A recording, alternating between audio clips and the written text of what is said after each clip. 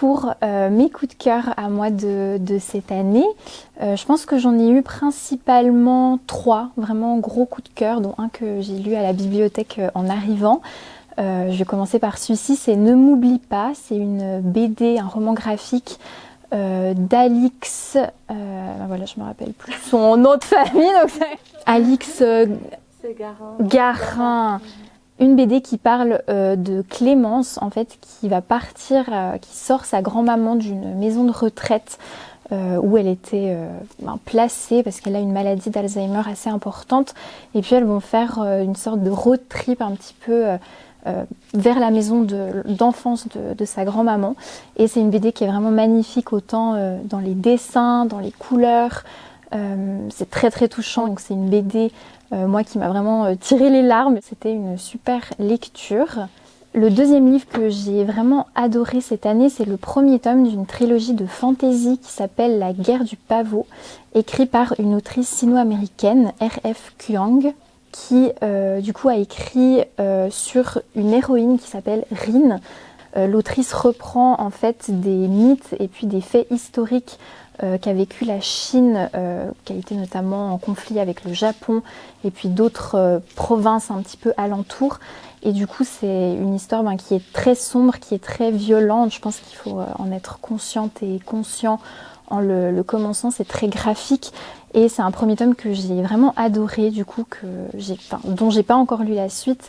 Mais je me réjouis de le faire en tout cas parce que ça a été vraiment un coup de cœur pour moi.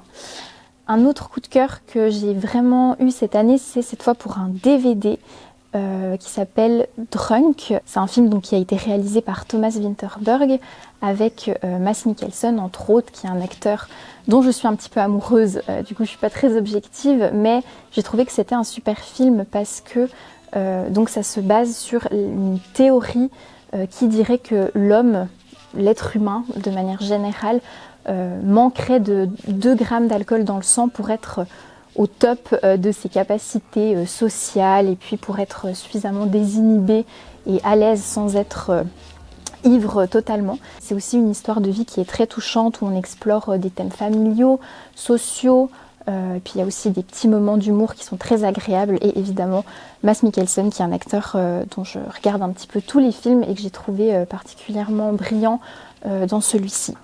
Le dernier coup de cœur que j'ai eu en cette année 2021, c'est aussi pour la suite d'une saga de fantasy qui est très très populaire, c'est L'Assassin Royal de Robin Hobb, une autrice canadienne qui a écrit cette saga il y a un petit moment maintenant, mais c'est vraiment un des piliers du genre de la fantasy, je pense, qui me faisait un peu peur parce qu'il y a, je sais pas, une quinzaine de tomes différents, donc je fais mon chemin tranquillement en lisant ces tomes à la suite. Ça confirme vraiment le gros coup de cœur que j'ai pour cet univers, pour ces personnages qui sont tous très complexes, très développés, avec des complots, il y a tout un système de magie aussi, avec les animaux qui moi me plaît beaucoup, et un rapport à la nature que je trouve particulièrement bien dépeint par l'autrice. Donc il y a vraiment énormément d'éléments dans cet univers qui comporte encore du coup plein d'autres tomes que je me réjouis de lire prochainement.